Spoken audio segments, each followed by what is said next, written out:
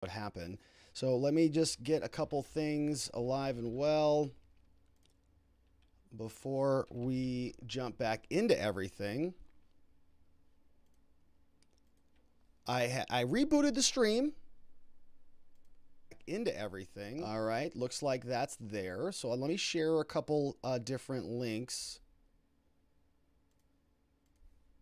here. All right, so I am rebooting things over on locals, and so that should be playing over there. Let me just swap a couple settings.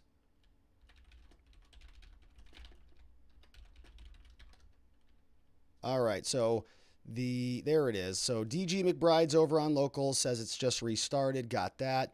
We've got Cool Guy says welcome back. Yeah, we're back. Oh my goodness. So I don't know what that was all about. I apologize for that. And I just got a weird error and everything stopped working. So I'll have to look into that later. But we're back in business.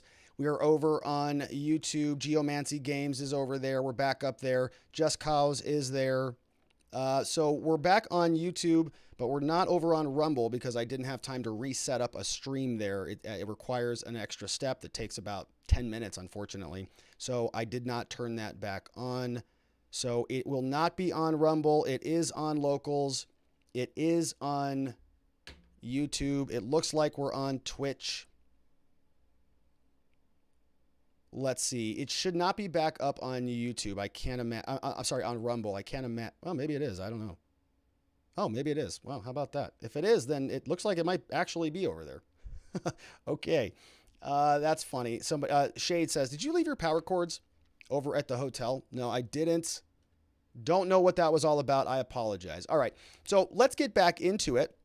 We were listening in on Jonathan Isaac. Jonathan Isaac is the NBA player who was communicating his vaccine position here. And he was saying specifically, if you missed it before, it's on the other stream, but he was saying specifically, look, I had COVID and I've considered my various factors. And this is something that I made a decision about. And the NBA doesn't really care too much about that. So what we have from them is more segregation. We've been talking about this entire show, just separating different classes of people out, one from the other. And what is happening is the NBA is rolling that out literally. If you are an NBA player, you are not going to be paid if you don't comply. And now they've even got some additional safety protocols that are going to continue to sort of segment people out from one space to another. They have these new protocols now for team virus safety this season. And what we see here is the NBA has released tentative health and safety protocols to its team to detail how players who haven't gotten COVID vaccines will be tested far more often than their vaccinated colleagues and face a slew of other restrictions. So let's see what they have in here. Among the rules for the unvaccinated players, they say that they will not be able to eat in the same room with vaccinated teammates or staff. Okay, two tiers of people. If you're vaccinated in the NBA, you get to eat with your vaxxed players. If you're unvaxxed, you go into a different room. You must have lockers as far away from vaccinated players as possible because you're a subhuman. And you must also stay masked and at least 6 feet away from all other attendees in any team meeting because you are disgusting. Further, unvaccinated players are going to be required to remain at their residence when in their home market. What? So they're on home detention?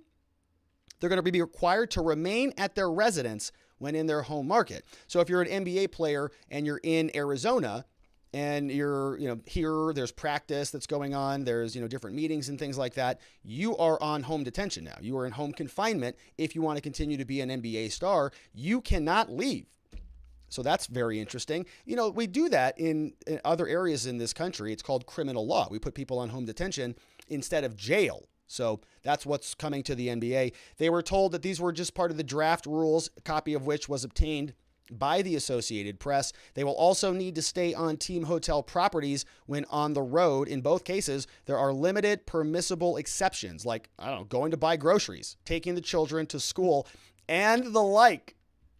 Unvaccinated players also not permitted to visit higher risk settings, places like restaurants, bars, clubs, entertainment venues, and large indoor gatherings.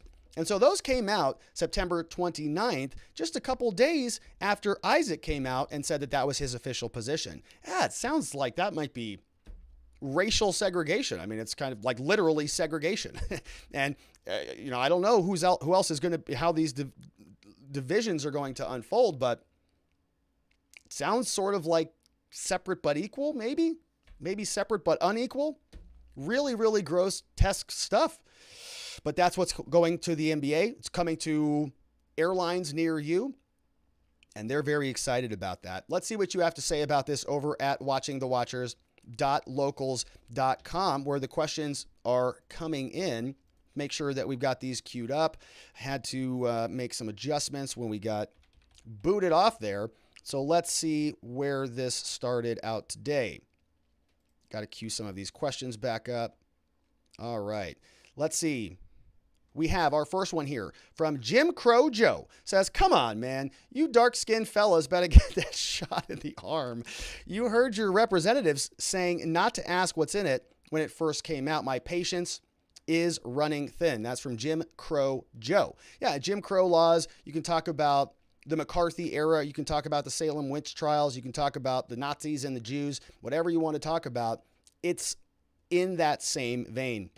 Geomancy Games is here, says this is exactly what the Germans did to the Jews and why so many people went along with it. They convinced an entire population that their fellow citizens were diseased and needing to be cured. Those who don't know the history are doomed to repeat it. That's why I think it's a very pertinent, powerful, and provocative thing to do, to put something like that on yourself. We have another one. Speech Unleashed says, I want to see how she is proposing a person verify that they have fully recovered from COVID. It's a good question. And it doesn't sound like that they were even really considering that. They weren't looking at antibodies. They were looking at whether you had a positive test. And so if you had a positive test within the last 90 days, the presumption that follows is that you had COVID, you recovered from it, you're not dead, and you don't look like you're too sick. You pass a temperature scan or whatever their policies are going to be, right? They're going to be rolling out all of these new criteria, the medical checklist that you need to do in order to continue to travel freely in this country. But after those 90 days, you're on your own again. You either got to go get COVID again and test positive, or you got to go get a vaccine. So if they're talking about, natural immunity is being included and it's indefinite, the answer there is absolutely not. It's natural immunity for 90 days. Didn't say anything about having to go get COVID booster every 90 days or 5 months or 6 months or whatever it ends up being, but maybe that'll be in the second version of the bill. We have another one here from Radicy. Says most Guard members that have a license are working already. I don't see how it will help robbing Peter to pay Paul. Good to see you, Radicy. We have a couple others. Geomancy Games says on the masks, mandatory mask mandates end when we, the peasants, help. Stop deciding to stop wearing them. I have refused to enter any store that tells me to put them on. Strangely enough, I've gone to a lot of stores near me, like Walmart, Safeway, Best Buy, without wearing any face covering. Not a soul has said a word to me about it. Literally, it's compliance. Stop complying. And I agree with that. I think that I've said this a long time, right? A little bit of friction on some of these policies, I think will go a long way. It's not, I think, appropriate to sort of aggressively contest those policies. If they say masks are mandatory, all right, it's their store, right? Go to a different store and they can feel it in their pocketbooks at a later date. But if it's something where, we'd appreciate it if you wore a mask, at that point in time, you can say, well, not going to do that. A little bit of friction. Thanks, though. We have Nadarb has reached his limit is here. Says, yeah, I have heard enough from these leftists. They regularly cheer on Palestine as they bomb Israel to try to act as if I'm somehow anti-Semitic for simply drawing the obvious comparisons between the actions of today's leftist Democratic Party and the action of Hitler's Nazi Party back in the day. If you, not you, Rob, don't like the comparisons, maybe don't act like a Nazi and you won't be compared to one. It's a good point there, Nadarb. I think there's a lot. I mean, look, the Germans in Germany in the 1930s and 40s weren't sitting there going, well, I guess we're just going to have to execute all of those people. We're just going to have to put them in concentration camps and gas them to death and then throw their bodies in incinerators.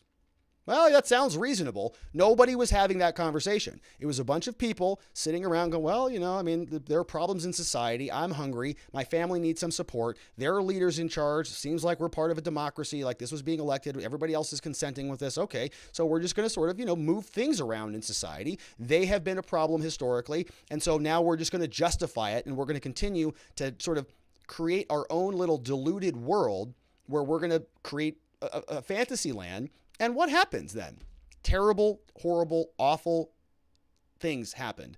And it was the slow frog in a boiling pot. And so a lot of people sitting around, oh, it's just a vaccine. They said that when it was just 15 days to slow the spread. Now there's 80 million people whose jobs might be in question. What happens there? It started small, and now it's turning into a big, big problem. Let's see what else we have. We have Mustang Jeff says, more and more people will find other ways to travel rather than fly, will harm the airline business, and permanently damage the industry. Not seeing any end to this tyranny. I think they're just getting started, Mustang Jeff. It's going to become a criminal thing. It's going to continue to turn into a limitation of where you can go, what you can do, where you can spend, how you can live your life. It's been on that trajectory for the last 18 months. I don't think it's stopping. Speech Unleashed says, nice to know that they're basing all these bills and protocol mandates decisions on the quote science with regards to natural immunity. Deep sarcasm. I was aware that the science shows that natural immunity only lasts. I was not aware that natural immunity only lasts for 3 months. More sarcasm. Yeah, I didn't know that either.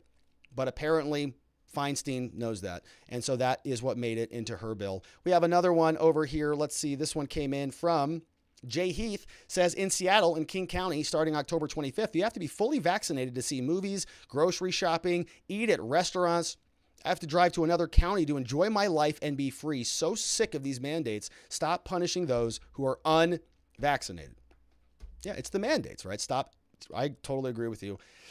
And I think that it may be time to consider moving to those other counties. Nadarb says, big respect to these NBA players who not only had the courage to speak their mind and stand up in the face of this medical tyranny, but also doing so in such a calm, rational, well thought out, well put together way of breaking it down for all the low IQ reporters in front of him. I'll take him over LeBron any day. Yeah, it was a very, and that was, if you missed it, it's Jonathan Isaac, and he has a full interview, and he was sort of, all these reporters, he was just, nope, get out of here. Nope, get out of here. The Rolling Stone actually wrote some, hit piece against him saying that he was killing grandma like the rest of us. And he just kind of came out and calmly just took it apart. And I think it was very masterful the way he handled the media there. Somebody's here saying Windows problems, shaking my head.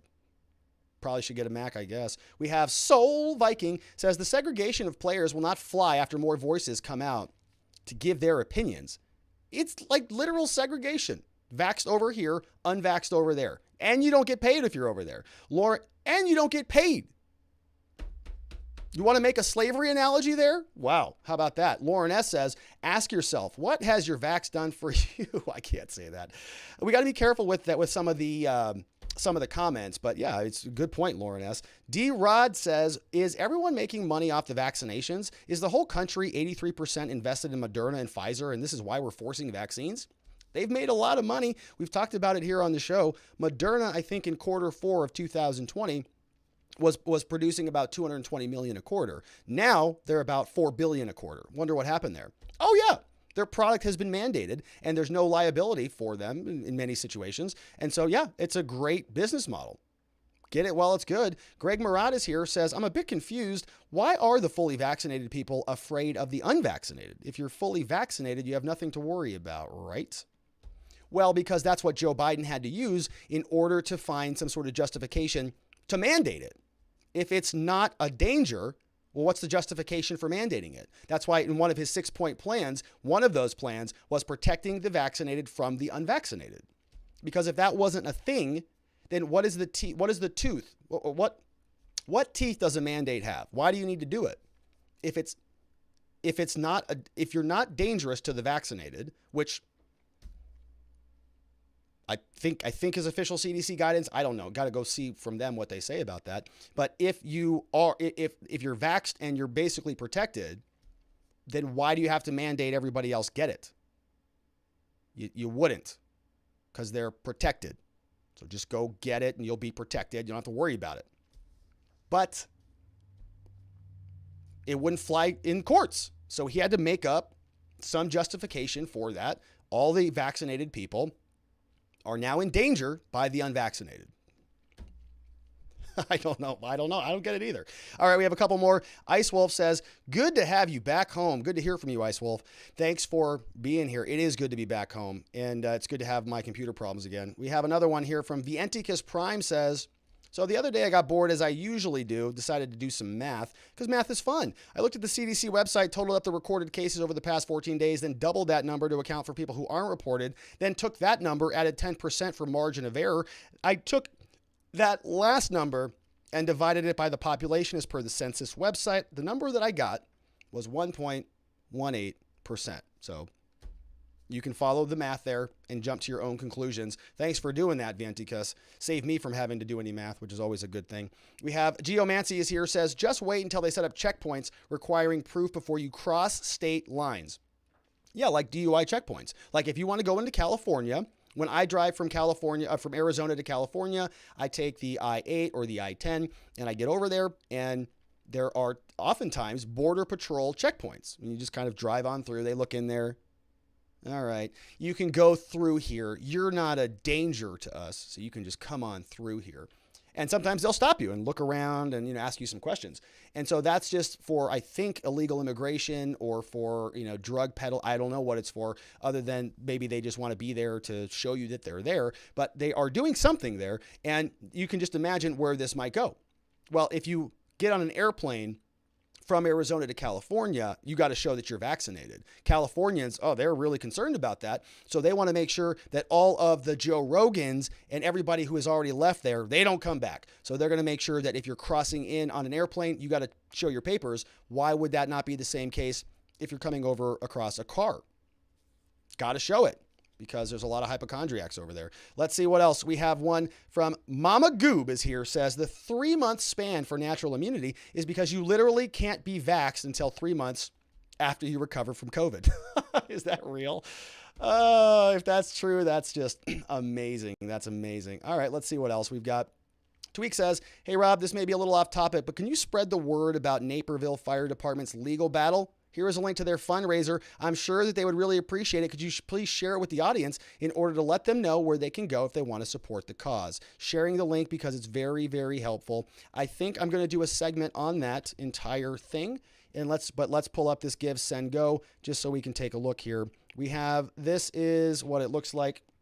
And absolutely, I would encourage, supporting all of these. Campaign created by Carl Halgreen, Illinois firefighters against mask mandates. Yeah, we're going to cover this. I actually have some of the documents that I think I have permission to communicate now. It says a group of firefighters employed by a major suburban fire department in Illinois have banded together. They committed over $10,000 to the legal battle, retained an attorney, filed a complaint in the U.S. District Court and the Northern District of Illinois. And so, yeah, this is... I have those documents and I have permission to communicate about them. So I think that we will go ahead and do that and support them all the way. All the way. And it looks like people are already doing that. Look at this. Hey, John, from the locals community here. And so, yeah, amazing. So people are just donating away. So I endorse it. So amazing. We'll put that in the link. Maybe on tomorrow's show, we'll actually link to that in the if I can remember to do it, but I should be able to do that. Thank you for that. Let's see. We've got another one from over here from Ice Wolf says, sorry for this, but I got it after careful consideration and talking to my doctor. My job is offering me money to show them I'm vaccinated, but I refuse to show them because it's my choice. Ice Wolf. You're right. It is your choice. We have Rand the Verbal Backhand. Paul is here. Says, if you have time at the end of the show or between the segments or just for your viewing pleasure, here's a Rand double OG speaking to these crazy health and human services people exactly how they deserve to be spoken to. It's a beautiful thing. It's about 7 minutes long, so no worries if you're running behind. Let's see what this looks like. Published today over from Rand Paul over on Rumble. Let's just check in on this for a quick minute and see what we've got. We got to unmute this here for a second. Had 2.5 million patients and found that the vaccinated group was actually 7 times more likely to get infected with COVID than the people who had gotten COVID naturally. Senator, I'd have to get back to you on that one. I'm not familiar with that study. Well, you think you might want to be if you're going to travel the country insulting the millions of Americans, including NBA star Jonathan Isaac, who have had COVID, recovered, look at a study with 2.5 million people and say, well, you know what? It looks like my immunity is as good as a vaccine or not. And in a free country, maybe I ought to be able to make that decision. Instead, you've chosen to travel the country calling people like Jonathan Isaac and others, myself included, flat earthers. We find that very insulting, goes against the science. Are you a doctor or a medical doctor? I've worked over 30 years on health So policy. you're not a medical doctor. Do you have a science degree? And yet you travel the country calling people flat earthers who have had COVID, looked at studies of millions of people, and made their own personal decision that their immunity they naturally acquired is sufficient. But you presume somehow to tell over 100 million Americans who have survived COVID that we have no right to determine our own medical care. You alone are on high, and you've made these decisions, a lawyer with no scientific background, no medical degree. This is an arrogance coupled with an authoritarianism that is unseemly and un-American. Yes, get it, Rand. Yes, the good stuff. Yeah, I posted a quote that I had read somewhere that the current system cloaks its mendacity in science and authority. And I think that's exactly right. And I think that Rand Paul hit that right on the head. They're bureaucrats that are trying to manipulate things around to meet their political goals. And that's why we love Rand Paul around here. All right, so thank you for sharing that, and I will very likely watch the rest of that. Thank you for sharing that over from Locals. And we got one more here, says, rules for thee, but not for me, peasants. No mask, no bra. Woo, I'm here ready to party with Rob. Who sent this in? Oh, it's an 87-year-old, single, long, curly, ingrown hair gray woman on a wet mole of Diane Feinstein's left boob. Oh, that is a bad visual. That's just awful. That's just terrible. All right. So those were great questions over from watchingthewatchers.locals.com. And let's see here what's happening over on Locals, because I had to restart some stuff over there. And yep. All right. So we've got that going. Let's see what's happening over on YouTube. I think I had that picked up. Yep. That's queuing up over there. All right. So great stuff. We're going to move on into the next segment, my friends, and let's see what else is coming up. Oh, that's right. The FBI is now in hot water yet again. We've been covering a lot of their negligence, malfeasance, and incompetence here on this channel for many, many, many, many months, and it is just never ending, is it? The Office of Inspector General from the Department of Justice did an investigation into the FBI and found, it's pretty bad, just like we suspected. They released this today, September 30th. Says the DOJ OIG releases the audit report. This is the Department of Justice, Office of the Inspector General. You can see that here. This is an agency that sort of is, supposed to be independent, and it goes and it conducts audits of various government entities. Says that the FBI's execution of its Woods procedures, which are basically spying procedures through the Foreign Intelligence Surveillance Court, the FISA court, is now problematic. Who wrote this report? General Michael Horowitz, we're going to hear from him next in the next slide, released a report that evaluates the FBI, saying that they're not really being factually accurate when they go and apply for these very, very serious warrants. In today's report, the DOJ confirms our initial finding that there was widespread non-compliance with the FBI spying. And so they say today's report highlights the need for all sorts of different types of supervisory reviews, robust oversight. They need to reduce the risk of erroneous information that is being included in FISA applications. And now when I start going through some of these stories, I know it's easier for people's eyes to gloss over. You've got OIG, DOJ, FISA. You've got all sorts of different acronyms being thrown around over here. And it seems like it's very complicated, and it is. And it's sort of intended to be that way so that you just kind of forget about it. And this type of incompetence or actual willful manipulation of certain things can kind of go without most people in the public knowing much about it. This is Inspector General Horowitz, who is giving us a little bit of a clip about what he found. Let's check in on who this guy is before we jump into the rest of the report. Hello, I'm Michael Horowitz, Inspector General for the U.S. Department of Justice.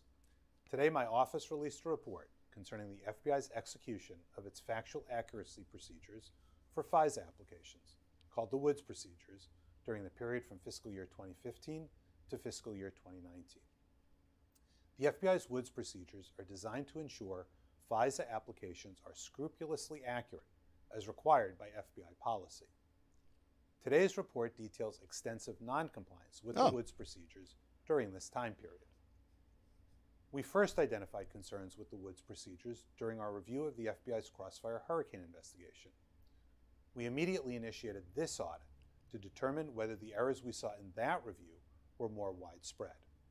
All right, so you heard what he said. They started to look into the Trump Crossfire hurricane investigation, and then they found some pretty serious problems there, so they expanded the scope of the investigation into some other things. And this is what the report looks like. It's 60 pages. We'll fly through it. There's some good stuff in here to learn about how all this works, but you can see this is the audit of the FBI's investigation of its Woods procedures that are filed with the FISA court. So let's dig in.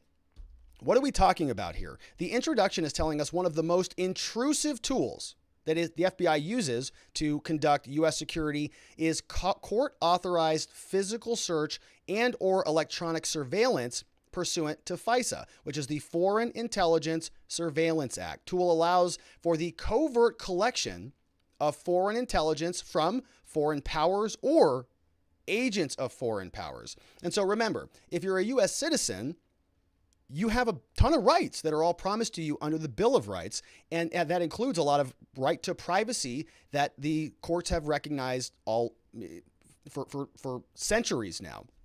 What we're seeing here is a new act that was passed in 1978 that created FISA, the Foreign Intelligence Surveillance Act. And what does that mean? Well, if you're a foreigner, you're not a United States citizen. And so now you don't have those same protections. And so the FISA court, through the FISA Act, they can sort of step all over those constitutional principles that might be invested for an American citizen. But what happens is sometimes those surveillance activities gobble up American citizens. They overlap. They're trying to go get foreign intelligence, but oops, that foreigner is talking to an American, and we have to sort of disassociate or decouple some of the investigation of a foreigner from an American. And so we have a whole process for that so that we can continue to, kind of blur some of these lines. FISA orders this document says, they can be used to surveil U.S. persons. And in some cases, it's going to foreseeably collect information about that individual's constitutionally protected activities. Now, they say that the FISA court, or the FISC, is responsible for ruling on these. When you go into that court, you have what are called ex-parte hearings, which means that unlike most court proceedings, the government is there, but the counterparty is not, right? Because they want to do this stuff secretly. If, let's say, for example, in the state of Arizona, you get into a dispute with your spouse, whatever relationship you're in, married or a domestic relationship, doesn't matter. If you're in an argument and you decide to separate and your spouse makes the claim against you in court, they say that my ex is harassing me, meaning you, saying that person is harassing me and I want an injunction against harassment. I want to go in there and actually stop this person from communicating with me because they're harassing me. Guess what happens? That person, let's use me as an example. If an ex of mine wanted to make a claim like that against me, they could go into court and it would be sort of an ex parte hearing. I would not be there at that time. And what she would need to do is communicate that she feels endangered and threatened, and she would need to convince the judge that this was an appropriate thing to do. The judge would ex parte issue an order, and I would get served with that order, and it tells me I don't get to go and have a conversation with that person. Now, I would have some due process remedies there. What I could do is say that this is ridiculous. I don't want this injunction standing out against me, so I am now going to go contest it. I'm going to contest it, and then that would call a time for a hearing where everybody could go into court and we'd be able to hear from both sides, and the judge would then be able to decide whether the original order would stand. So you do get some representation. The first part would be an ex parte hearing. The second part would be everybody's involved at that point in time. They grant the first part because they recognize that, well, we've got some sort of extenuating circumstances. We have a sense of urgency here, and so the judge would grant it immediately. But you would be able to then go and contest it. You would be notified that this is something that was taking place against you, and you would have the opportunity to go and challenge that.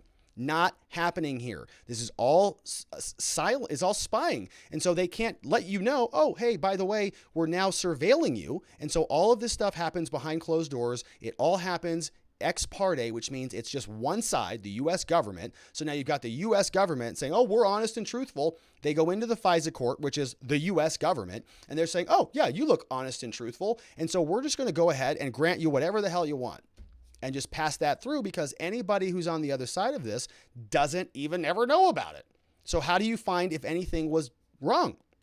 Well, you have to go through several impeachments. You have to go through political hell. You have to bring in Office of the Inspector General. You've got to have a Mueller report. You've got to have a Comey. You've got to have a Michael Flynn saga. You've got to have all this stuff to start unraveling this disgusting shell. So let's see what else is here. It says, for these reasons, prior to seeking the FISA application, the FBI must certify it cannot reasonably obtain foreign intelligence through normal investigative techniques.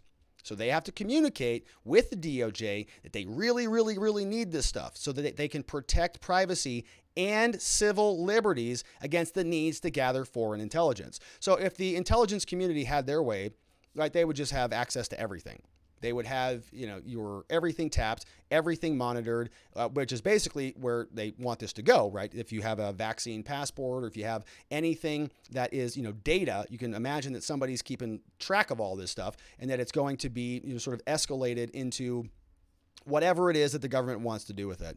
And you got to be careful there. I'm not saying that the vaccines are tracking you. YouTube doesn't like that language. I'm not saying that at all. I'm just saying that there are systems that are being built out right now. We just covered it in the previous segment where we were talking about Senator Diane Feinstein rolling this out, that now the CDC through the Health and Human Services is going to be creating vaccination requirements for travel. All of these systems are being rolled out, and the idea that the Foreign Intelligence Surveillance Court is immune from any of these data gobbling attempts, I think is out there. All right. So anyways, let's jump into what is Crossfire Hurricane. If you're not familiar with this, it says this was a code name for the counterintelligence investigation that was undertaken by the FBI. It links it to Russian officials and associates of Donald Trump. This was officially opened July 31st, 2016, before the election, initially due to information on the Trump campaign from George Papadopoulos' early assertions of the Russians having damaging material on Hillary Clinton. In November, there was a joint effort by the FBI and the CIA and the NSA to examine the Russian meddling in the presidential election. And so this is what the FBI was sort of originally doing to get FISA warrants. They were gobbling up information that was being communicated through the Trump campaign. And the Office of Inspector General went back through this again, doing a deeper dive of an audit, and they're finding there are some pretty serious problems. Before we get to the problems, let's sort of understand briefly how much safety is supposed to be in the process. How many checks and balances are supposed to be required before the FBI or the CIA or the NSA can get a FISA warrant, so that we're protecting American citizens, so that we're not making decisions that are done in the interest of intelligence that are jeopardizing civil liberties, protecting the privacy of American citizens. There's a lot that goes into this before it is ever authorized. This is an overview of the process. It says to pursue physical search or electronic surveillance under FISA. Let's take a quick look. I'm not going to read this whole thing. It's a huge wall of text, but I want to show you just briefly how this all gets connected. FBI, let's say we start with their case agents. They work with attorneys over from the NSD, the Department National Security Division. First, FBI prepares a FISA request form. Then they go through a case agent. Then they establish probable cause. They request must be approved at multiple levels within the FBI, including the office supervisors, attorneys, headquarters, offices, attorneys over with the general counsel, the National Security and Cyber Law Branch Division, the NSCLB. Once it's approved, it goes over to the NSDOI. Then it goes back to the FBI case agent. Then they draft the FISA application. Okay, so it's like 15 people right there. In most instances, then the FBI case agent affirms the accuracy, gives a read-only copy. Then it goes over to the NSDOI attorney. He works with the FBI case agent. Oh, all right, that's it? Oh, no, it keeps going. The final application then must include a written certification by the FBI deputy director or the FBI director, which includes that a significant purpose of this surveillance is to obtain foreign intelligence. Then, once this is complete, then the attorney general or the acting attorney general approves the FISA application. Are we done? No. Then after receiving that, the final department approval, Then it gets submitted to the FISA court. Then the NSD is responsible for filing all of the other things, and it goes to the FISA app. Oh, okay, a lot. The FISA court may then approve the physical search up to 90 days, subject to renewal. Okay, so it's not like you just send a fax over to somebody like, oh yeah, approved. Okay, very, very, very robust, very comprehensive process before anything like that would be granted, as it should be. Now, the question is, of course, was that process followed? No, it wasn't. It was sort of a free-for-all over at the FBI. This is what it looks like if you put all of that in sort of a graphic form. FBI decision to use the FISA authority. The case agent prepares the form. Then they draft the FISA application. We got an attorney here. Case agent complies with the Woods file to support the statement of the facts. We're gonna see what the Woods file looks like, but it's basically a file that has all this stuff in it. Finalization of the FISA application. Then what we have, case agent, NSDOI attorney, FBI HQ, they agree on the final version. Then the Woods file goes through the final application and the case agent signs it. Then it finally gets submitted to the FISA court. A lot goes into this. A lot of people are involved. And so when the process goes wrong, it means a lot of people were involved in that process going wrong. How does this work? The FBI relies on field personnel to ensure all information included in the FISA application is correct. They have what are called Woods procedures. The FBI case agent is required to maintain and create an accuracy subfile, which is known as the Woods file. This is supporting documentation for every factual assertion that's complained therein. Supports the documentation and the required database searches over other verifications. It says you got to maintain all information about confidential human sources, undercover agents. Then goes over to the FBI's assessment about reliability. They must re-verify the accuracy of each factual assertion that is carried over from prior applications. Okay, it's a lot. Very, very robust Woods procedures. Now, despite having all of that proceduralized and in writing, nobody was following it. Despite the existence of these procedures, the DOJ Office of the Inspector General in December 2019 report examined 4 FISA applications targeting a U.S. person. Who could that have been? And other aspects of FBI's Crossfire hurricane. That was the investigation we talked about previously that was going after all of Donald Trump's compadres. Identified here were significant errors and omissions in all 4 of the applications reviewed. Said that FBI personnel failed to meet the requirement in FBI policy to ensure all factual statements were in there. Among other concerns, report identified fundamental and serious errors in FBI agents' execution of those procedures. Numerous instances where they did not include supporting documents for any factual assertions. The report highlighted the FBI failed to show other requirements were part of the Woods procedures. They did not re-verify any factual information. The report said that the FISA court was not provided with complete or accurate information, which impacted their ability to evaluate probable cause in a meaningful manner before authorizing the search. FBI ordered 40 corrective actions to address those recommendations. So in 2019, they uncovered all sorts of problems with this, all stemming back to what was happening in 2016 under the fake Russian collusion nonsense. FBI was just doing whatever it needed to do to go get the FISA court to approve it. They were leaving things out of the warrant applications, and they were just showing the court the half-truth. And the court goes, okay, well, you're the FBI. We trust you because you get paid from the same banks that we do. And now we're going to approve it, whatever you need. So the audit then, after that originally happened, the audit is now back out, and what we can see here is that approximately 20 years after implementing the Woods procedures to address the FISA concerns, they reviewed another 29 applications. What did they find? FBI still not meeting the expectations of its own protocols. Numerous instances of noncompliance. 25 Woods files were made available for review, but they couldn't even produce the remaining 4 files. So in other words, they don't even have it. Oh, you got a FISA warrant on this case? Can we see the Woods file? You know, that big important file that's supposed to have all the details that we just talked about? Can I just see the file? We don't have it. What do you mean you don't have it? Do you mean like it's incomplete? Do you mean like you started it, but you forgot to enter a couple things, your time logs are off a little bit? No, we don't have it at all. Well, then how the hell did you get the warrant?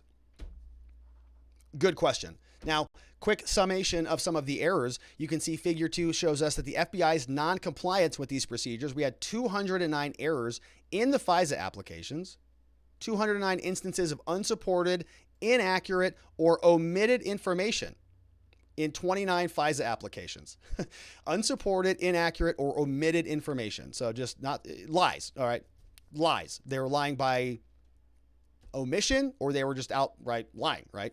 Additional 209 Wood procedure deficiencies. They say 209 instances where the Woods file did not contain adequate documentation to support the Fisa application. And that's required by policy, which is a good policy to have accurate information. FBI and the NSC told OIG that for each of these instances, appropriate supporting documentation was later located in other holdings. They also had 183 missing or incomplete Woods files, 4 instances of literally no files, and then another 29 were reviewed.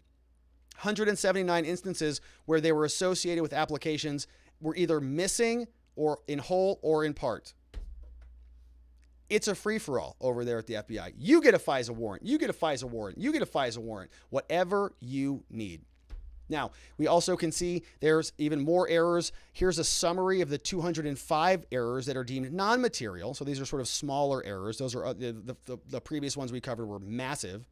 But this is highly problematic, I would say. Still, deviation from the source document. So that means FBI had errors where the factual assertions that were presented deviate from the supporting documents. Now, they're calling these non-material. They're saying these aren't really material, but it's still a factual assertion that is not accurate. 93 times in there. So let's say the FISA application quoted, here's an example. Some FBI agent fills out an application that targets social media posts, citing a religious passage verbatim. But the Woods file was only the passage reference, not a direct quote. Oh, okay. So on social media, somebody says, praise be to Allah. And then the FBI agent says something different than what that person said. Maybe something a little bit more nefarious. Now, they say it's non-material, but who knows what the FBI has to say. We have date errors. Dates are just totally wrong, which is, kind of a joke. If in criminal law, that would be a huge problem. In my criminal law, not FBI's criminal law. Typographical errors, unsupported facts, factual assertions that may be accurate, but are not supported by documentation in the Woods file. In these instances, the field offices unable to identify documentary support for factual assertions. So they're just making stuff up. And then they've got misidentified source of information, non-material errors in which the information is attributed in an application to something else. Just making it up as they go along. That's the FBI and their FISA application process. Let's see if there's any questions on this over from watchingthewatchers.locals.com. I see a couple have come in. We've got Vienticus Prime is here, says this clip sums up the response of many people. Let's see what this one says. Okay, we have a reaction video right here. Let's see what this one is. Let me unmute this. I am shocked. Shocked. Well, not that shocked. Yeah. I am shocked. Yeah. Shocked. Yeah, I think I agree with you there, Vienticus. Not all that shocking. We all knew that this was something that was happening. We have Mustang Jeff says, none of this is surprising given what has happened over the past 4 years. They have lost their credibility with the public and apparently don't care. No accountability, I predict. I think it's a good prediction there. That's from Mustang Jeff. We also have Thunder7 says, Horowitz is actually uncovering huge abuses by the FBI, and I'm shocked that he hasn't been attacked and fired by the Biden Marxists. It's hard to fire the Inspector General. I think the Dems thought he would blow Obamagate and Crossfire apart, but he confirmed everything Trump said was true. How much longer do you think they're going to allow him to expose their corruption? Who can fire him? Yeah, it's a good question. He's sort of in a precarious position right now. It would look really bad if they fired him, especially in light of all of these reports coming out. So they've got that, plus they've got all of the Durham investigation. He just issued new subpoenas as well. And we're still pretty early into the Biden administration, so we'll see what he does about that. But he does not like dissenting opinion, as we're going to talk about in the next final segment. Michael Horowitz is chiming in here, says, just in case, I want you to know I never suicided myself, and neither did John Durham. That's good to know. And you heard it here on the record. No suicides. Arnie B5 says there are a lot of rules to file a FISA application, but evidently no penalties for violating those rules. What's the point of making the rules other than making Congress feel good about passing a law? So what do they do after finding the rules were not followed? Make more rules, but still without any penalties for breaking those rules?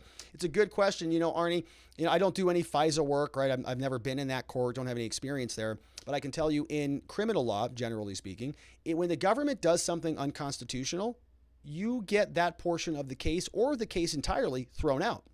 They don't get to use evidence that they obtained through unconstitutional mechanisms. It's called fruit of the poisonous tree. If there's going to be an act that violates some sort of very sacred constitutional provision, they don't get to benefit from that violation. And so it's called the exclusionary rule in criminal law. All of that gets thrown out. That's the only penalty that matters to the government, is they can't benefit from their illegalities. And so that's how it's supposed to work in criminal law. Now, in our criminal law, I get to hear about the other side. I get to hear about the government screwing something up because I know it's happening. Our client comes in, they hire us, they're being investigated, they're being charged with the crime. Maybe they haven't even been charged yet, but they just got a phone call from a police officer and they need some help with that.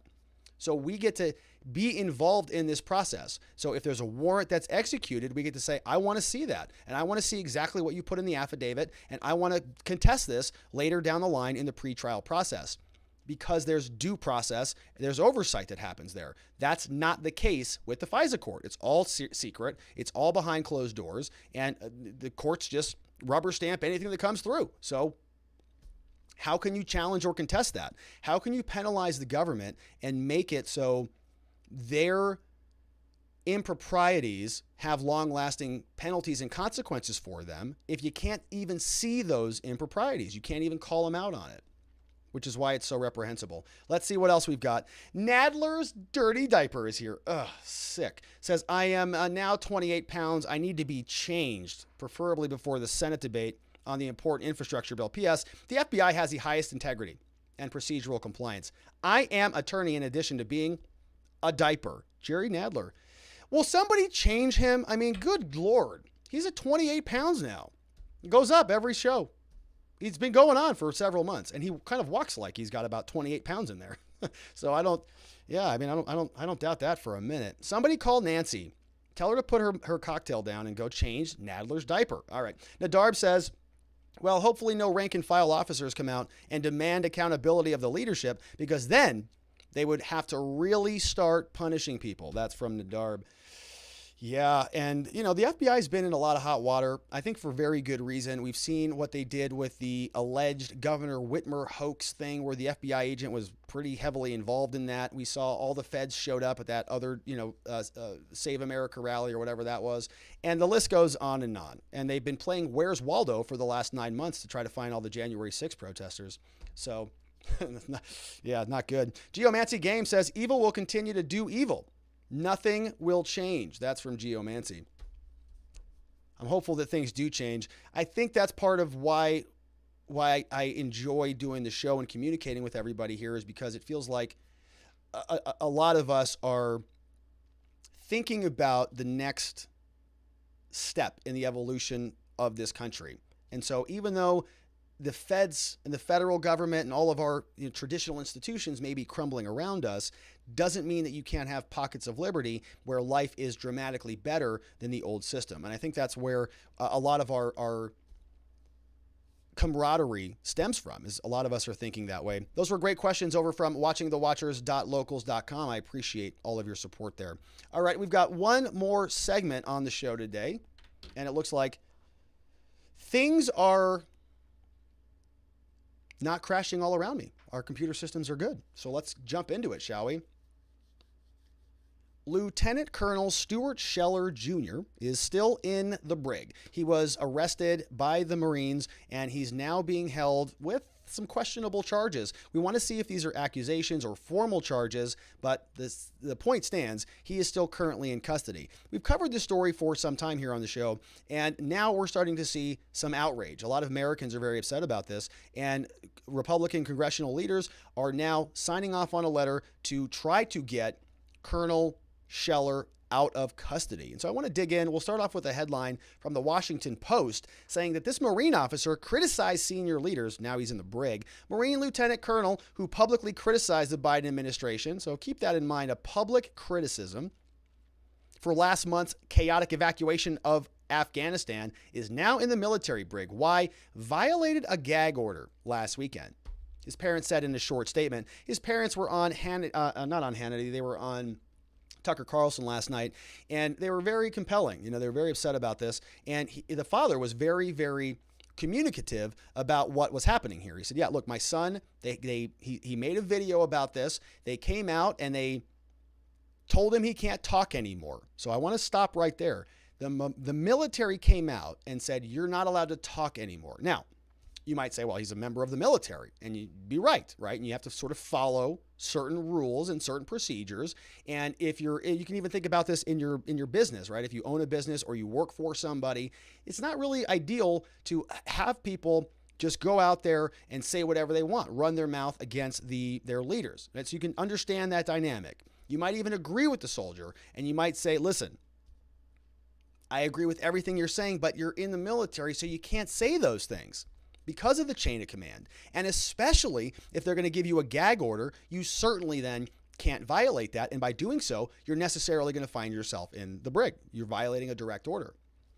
But there have been a lot of other former military, Marine, Army individuals who were very, very critical about a prior administration. Remember that? Remember Alex Vindman, who was out there running his mouth every which way, and the military kind of gave him a different standard. Remember that? We're going to dig into that story here later. But we have to ask ourselves sort of all of these different permutations. Why are there different standards for different people? Why didn't Vindman get a gag order? And then when he violated that, went out and throw him in the brig. Oh, well, it's because there was a different leader in charge at the time. Now it's Joe Biden. Previously, it was Donald Trump. When it's Donald Trump, it seems like it's kind of okay to sort of criticize that administration. But when the rightful leader, or the person who is now in charge, doesn't want contrary opinions, they're going to execute aggressively. We're seeing it happen. Lieutenant Colonel Stuart Scheller, incarcerated on Monday, said on LinkedIn after ignoring orders from refraining on posting on social media. He was relieved of command after his initial criticism of the evacuations, put in pretrial confinement over in North Carolina. This is from the Marine Corps spokesperson, Captain Sam Stevenson. Scheller doesn't face charges. Stevenson said, doesn't yet face charges. The allegations against Lieutenant Colonel Scheller are merely accusations. Okay. He is presumed innocent until proven guilty. Lieutenant Colonel stands accused of showing contempt towards officials, willfully disobeying a superior officer, and failing to obey lawful orders, and committing conduct unbecoming of an officer. So 4 different allegations. Contempt towards officials. All right. So we can just do a compare and contrast on this thing. Scheller versus Vindman. Did both of them have contempt towards officials, and did they communicate that? Well, ask yourself. Willfully disobeying a superior officer. Well, maybe Vindman didn't do that. But if a superior officer said that Scheller had the ability to had the inability to speak, but Vindman did have the ability to speak, why the double standard on the gag order? Why would they come out and communicate to Vindman that you're free to go, but with Scheller, you're not? Interesting. Failure to obey a lawful order, same sort of scenario there. One side is okay, the other is not. And then by speaking, committing conduct unbecoming of an officer. If you missed the video, we're going to go through about a minute of it. It's about a 4.5-minute video, so I didn't want to play the whole thing. But here's just a little snippet about why he spoke out. Now, he was very critical of Afghanistan, and so we're going to leave all of that out. We've covered Afghanistan a lot. Many, many reasons to be critical of it. But this is why he's speaking. Why is he standing up and speaking this, knowing that all of these repercussions are going to come down the pike for him? Here he is. Not making this video because it's potentially an emotional time, making it because I have a growing discontent and contempt for my perceived ineptitude at the foreign policy level, and I want to specifically ask some questions to some of my senior leaders. And I'll say, as a person that's not at 20 years, I feel like I have a lot to lose. If you play chess, you can only see 2 to 3 moves out because there's too many variables. I thought through if I post this video, what might happen to me, especially if the video picks up traction, if I have the courage to post it. but I think what you believe in can only be defined by what you're willing to risk.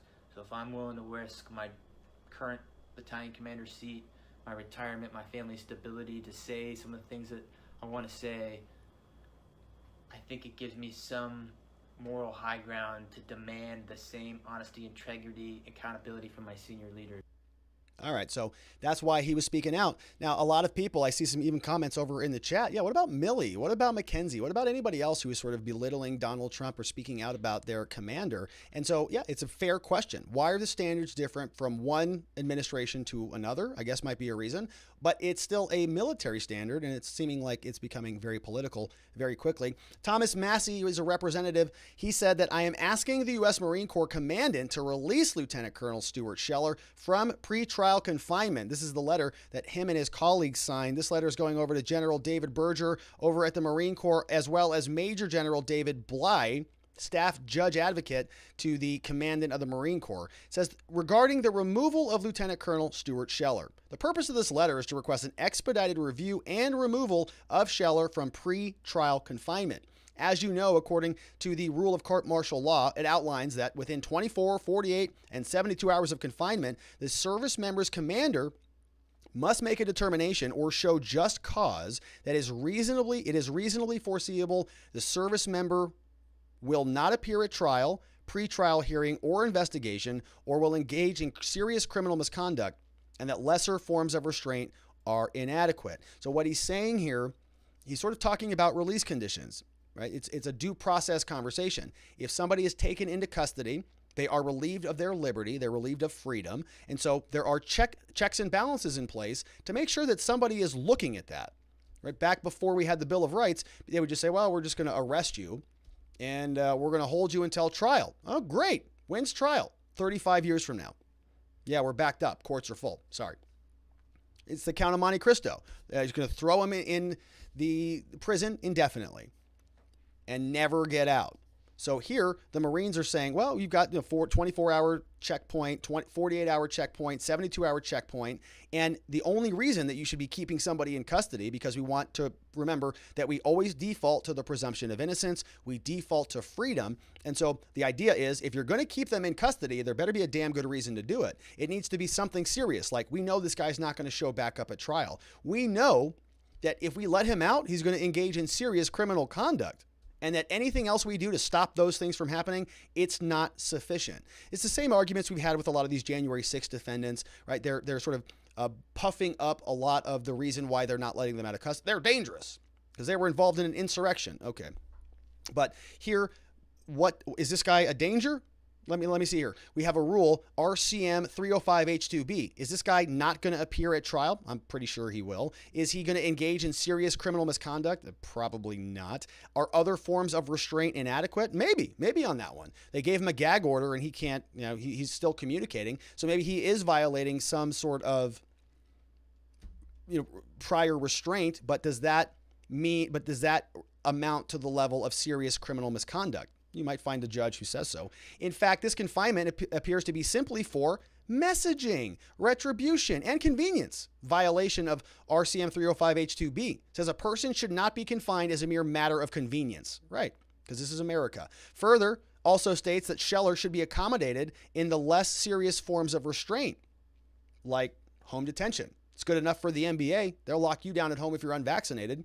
Why can't we lock Colonel Scheller down in home detention as well? Why does he have to be held in solitary confinement in the brig? For the above reasons, we urge you to use your considerable authority to correct this misapplication of the law and immediately remove him from his confinement. He's got an excellent record, more than 15 years of dedicated service. We do not have seen no evidence that he poses a grave risk of criminal misconduct. Our understanding that some member offices have emailed the government counsel, Troy Campbell, with no response or feedback on the upcoming reevaluation hearing. Imperative that members of Congress be afforded an opportunity to conduct their oversight duties, especially with respect to military justice. For the aforementioned reasons, we ask that he be released or be housed in the least restricted forms of housing. A lot of people signed off on this. We've got Rep. Louis Gomart, Madison Cawthorn, I think I have a clip from him, Lauren Boebert, Jeff Duncan, Buddy Carter, Ben Klein, Bill Posey, Thomas Massey's here, Paul Gosar from Arizona. We have Andy Biggs, also from Arizona. Marjorie Taylor Greene, you know her. Mary Miller, and David Rouser. All right, so a lot of people signed off on this. We'll see if it goes anywhere, or the military just says, "What? Thank you," right in the shredder. Gone.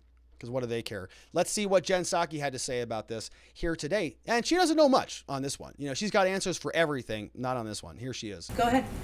Yeah, I wanted to follow up actually on this question. Lieutenant Colonel Stuart Scheller, a Marine officer who questioned the withdrawal and questioned essentially the commander-in-chief, has been put in jail.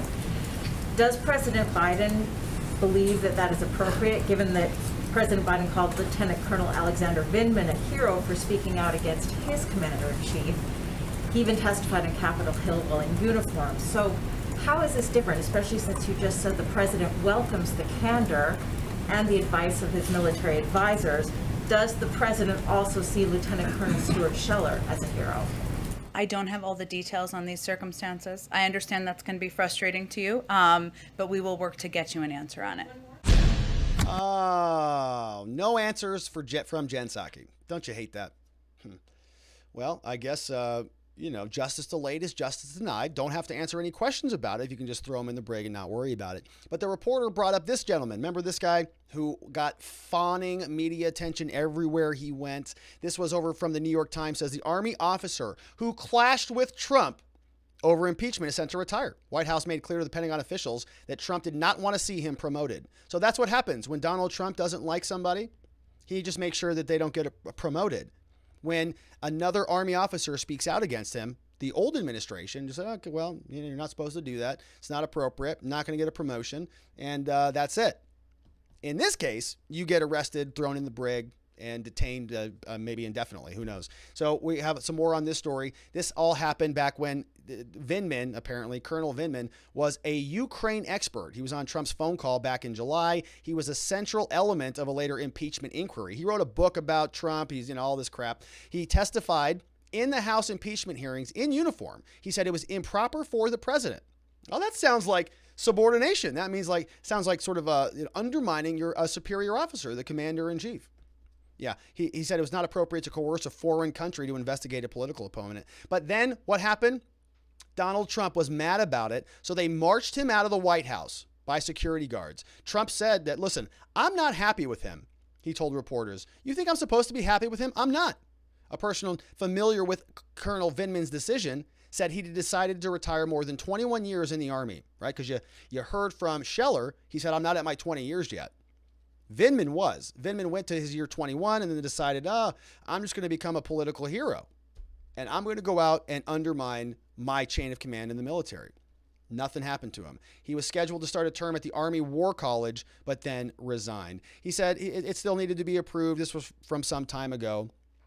He said that there were some concerns here that there were promises that military leaders would protect him from retribution of members of the armed services. Now, this is it, right? You can see him. Here's Vindman testifying in full uniform, belittling the current administration. No military leaders were freaking out about this. He was not arrested and thrown in the brig. You had a bunch of media lunatics who were just, it's Lids Vindman. He's amazing. What a hero.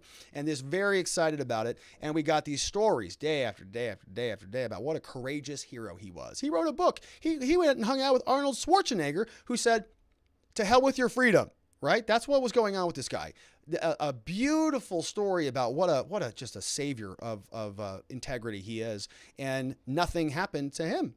Meanwhile, somebody else challenges the military establishment. Boom, right to the brig. Thanks for playing the game. Here is Madison Hawthorne here communicating what he had to say today. He says that he's an American patriot, dared to speak the truth, said he knew that a 4-minute, 45-second video could bring his storied 17 career to a screeching halt, but didn't care. Laid it all down. Spoke truth to power. Here he is. Lieutenant Colonel Stuart Scheller is an American patriot who dared to speak the truth. He knew that a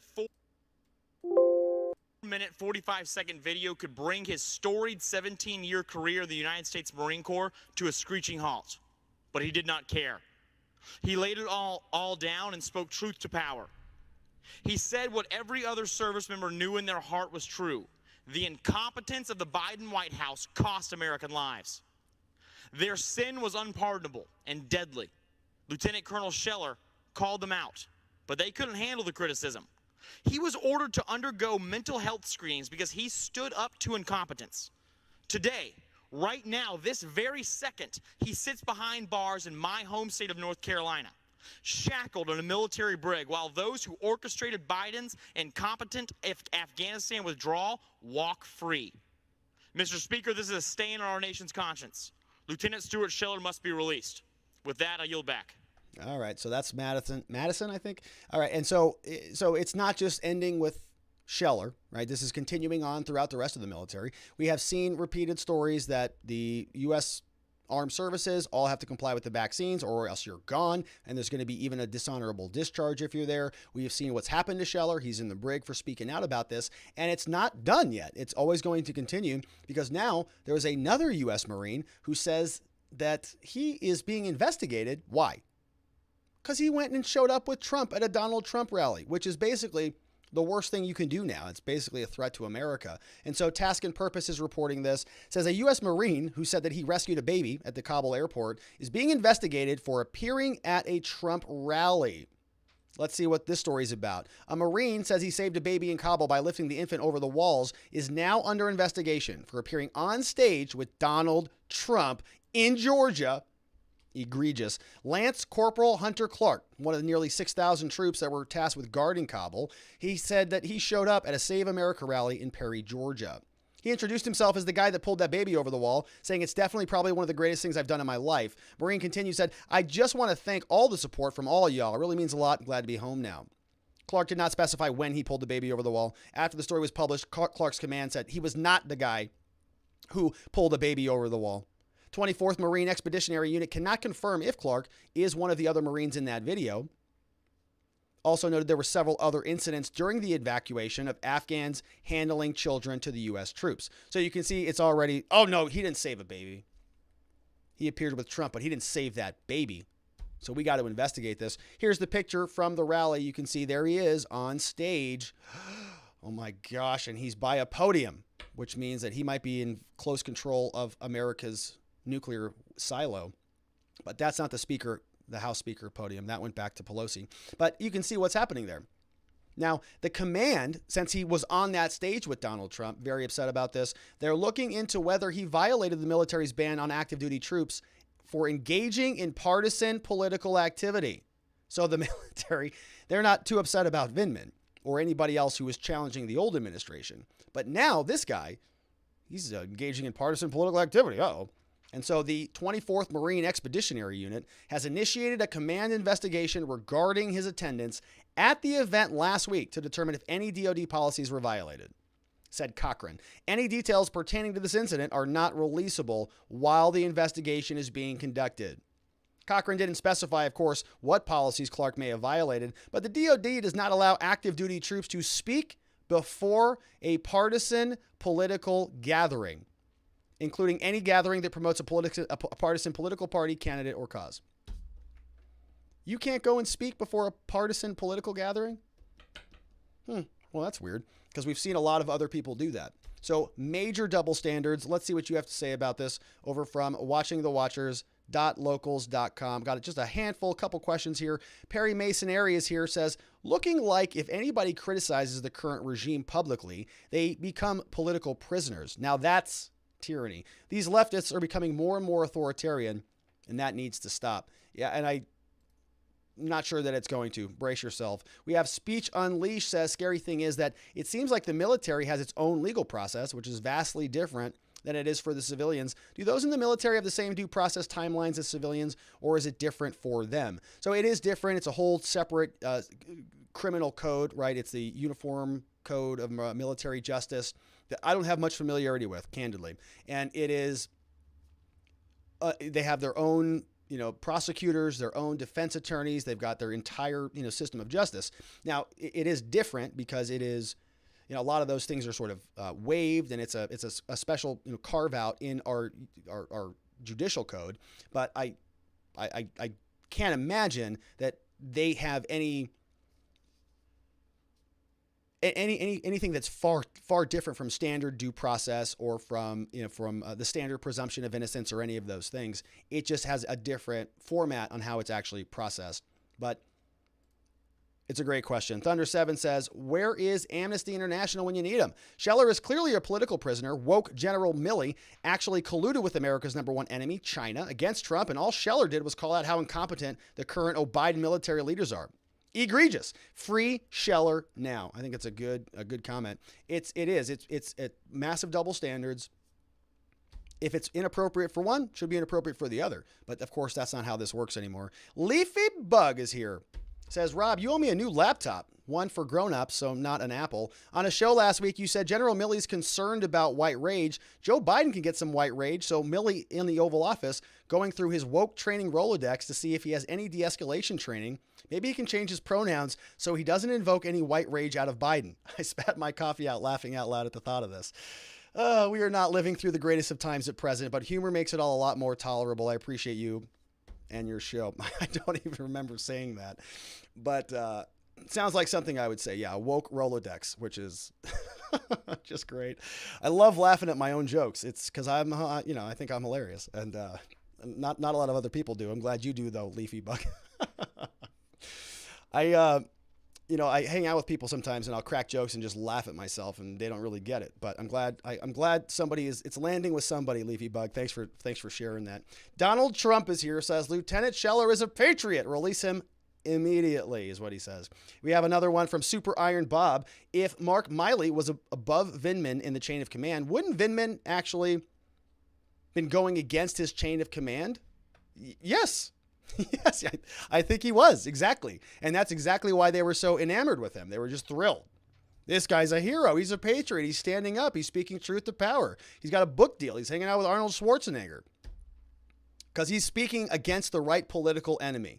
If you speak against the wrong one, you get thrown in the brick. Double standards. It's why the whole thing's sick. And look, I would even agree that maybe he should not have spoken out, right? Maybe, look, if the rule's the rule, you got to follow the rule. You sign up for the Marines, you know what it is. I appreciate conscientious objectors. I appreciate whistleblowers. I love accountability and transparency. I say it at the start of every show, but it's still something that you can understand. If there are rules, you got to follow the rules. The biggest problem that I have are the double standards. It's okay for you people, but not for this guy. Why? It's political. We have General Milley is here. A reminder, pronouns him and he. Says, let this be a warning to anyone who decides to swim against the current. Yeah, so he's warning you right there, folks. Woke General Milley. The woke Marines are back in the house. Soul Viking is here. Says, hopefully 2022 will bring more U.S. House representatives like Cawthorn forging forward despite his disability. It was a nice statement. I haven't really paid much attention to him, but it was a nice statement. Scheller is in his hometown, and it sounds like he's taking some action there, which is good news. We have another one from Jeremy Matrita. Says, Rob, looks like we have the same brand of laptops. However, yours looks like maybe the creator's model of the MSI. I had mine from over a year. I love it. What model of camera and lens do you use? I hate what is happening in our country, so I decided to ask a lighthearted question. That was from Jeremy. So I posted yesterday over on Locals, if you're a supporter there, a picture of me when I was in Arlington taking sort of a selfie from my recording setup. And so the camera that Jeremy's talking about is a Sony a6400. I do have an MSI. It has I think a 2070 in there because I do some video processing on that. And I sort of assembled the whole mobile rig. I use an Atom Mini Pro for my switcher. So I go from the Sony a6400 camera with a Sigma, I think it's an Sigma f1.8 aperture lens. It gives you some of the nice, it's called a bokeh effect, the B-O-K-E-H. So like when I come in close, you can see how when I come in, you get a little bit of more blur in the background versus if I go back, you can see it's sort of, the blur will kind of go away. And so it's a Sony camera. I take it from HDMI back into the Atom Mini Pro. It's a switcher. And then from there, it goes into the computer and it just picks it up as a regular webcam. And it's a pretty simple setup. I mean, it's actually kind of a no-brainer, but it's very effective. Now, if you want to get the microphone and all of that too, then I use a Focusrite Scarlett i8. No, this is an i4i, but you can get an i2i, no problem. And that will take two microphones in. They use the XLR input. I recommend a Cloud Lifter, which is an XLR sort of, it amplifies the signal coming out of the microphone. And it's a pretty robust setup. I actually liked moving it mobile. so I can kind of take it where I want to go. It's pretty fun. Let's see. Thanks for asking, Jeremy. Nicki Minaj says a shout out to Scheller and Margaret Thatcher and my cousin. Great people. Hope his balls are better. Much, much better. Nobody likes swollen balls. We've got Texas is in the house. Says, Rob, I don't think these are error or omission. This might be the culture at the FBI and sloppy work from the world premiere law enforcement. Yeah, that's from Texas. In the house, over chiming in with a nice, very nice super chat. And that is it for me, my friends. Not a lot of questions or comments today, probably because I botched the show. We had to restart it midway through. But we'll get back on track tomorrow. You figure your first day back, you're going to have a little bit of bumps in the road, but we made it through another show. I want to welcome a ton of new people over to watchingthewatchers.locals.com. As I was traveling and kind of throwing shows together, didn't get a good chance to update this slide. We got a lot of new people. I'm incredibly grateful for everybody who has signed up. I know September was a weird month. I had less shows. My voice was literally gone, but we're still building our community, and I'm very, very grateful for that. Welcomes, big welcomes to Lula G, who signed up, joined us for the year, and is actually sort of bumped up her subscription a little bit, along with Maxim92, right? So you can, if you join over there, it's $5 a month or $50 annually, but you can actually contribute more to that, and they both did. Very, very appreciative of that. Angel Baby signed up. Welcome, Angel. We've got Hellraisers in the house for the year. Welcome. We've got Jumpin' Jeff. Saw him in the chat today. Welcome, Jumpin', also for the year. Desert Daisy joined us for the year. Community is growing. Skip Money, 89, is in the house. Welcome to Skip Money. And folks, check this out. Rob's mom signed up over on Locals. Rob's mom is in the house, and it actually is my mom. Like, I'm not kidding about that. She actually signed up. She signed up for the year.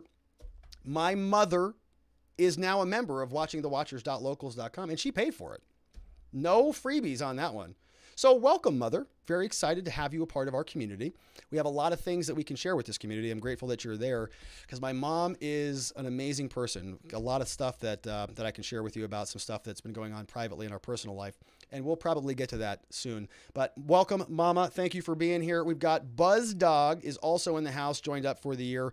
W Trash signed up. And Phil in Flyover Country is now here as well. Buzz Dog for the year and Phil for the year, which is just amazing. And so thank you, everybody, for joining our community. Last week, we had these amazing people sign up. Miles Away, Kendra, Brenneman, Anon, Earthboy, No One You Know, KTE Dot, Pink Peep, Lachina James, Jesse Wright, and Michael Crohan, as well as all of these amazing people the week before that. Secret Squirrel, Al McShunshine, Marty Lund, Geomancy Games, find him on YouTube, Rod the Odd, BJJ Is Not a Crime, we spoke today, Captain Jim, Sincerely Sam, and at me loves dogs. Who doesn't love dogs? All of those people are in our community now, along with many hundreds of other people. And that's amazing. Why? Because we have something coming up this Saturday. It's our monthly Locals meetup happening via Zoom. You can see it here Saturday, October 2nd, 7 to 8 p.m. at night. Going to be a ton of fun. It's just an hour and a half. I don't prepare anything. We just all get on Zoom. Cameras can be on, cameras can be off. You can use your real name. You can use a pseudonym. You can say something. Don't have to say anything. Although if you don't say anything, we're not going to have much to talk about because it's a time to, I want to hear from you. I want to hear where you're from. What do you think of the show? Anything you think we should talk about? Do you have any ideas for me? Anything you like? Anything you don't like? Or do you just need some help? Is there anything you want to share that our community can help you with? Because that's what this is all about. It's about building a community, building something separate that is deeper than what is happening on YouTube, where you can only sort of talk about whatever they allow you to talk about. And so I'm extremely grateful for it, super excited. I'm grateful that I'm back home, I'm healthy, and we're going to be able to have a good time Saturday, October 2nd. If you're a supporter over on Locals, there's a registration form that's pinned to the top comment. Make sure you fill that out. You'll get a notification and a reminder to come and join us. I hope you find us there, my friends. And that is it for me for the day, my friends. We'll be back here tomorrow at the same time, same place, doing the same thing once again. It's going to be at 4 p.m. Arizona time, 5 p.m. Mountain, 6 p.m. Central, 7 p.m. on the East Coast, and for that one Florida man. Everybody else, have a tremendous evening. Sleep very well. I'll see you right back here tomorrow. Bye-bye.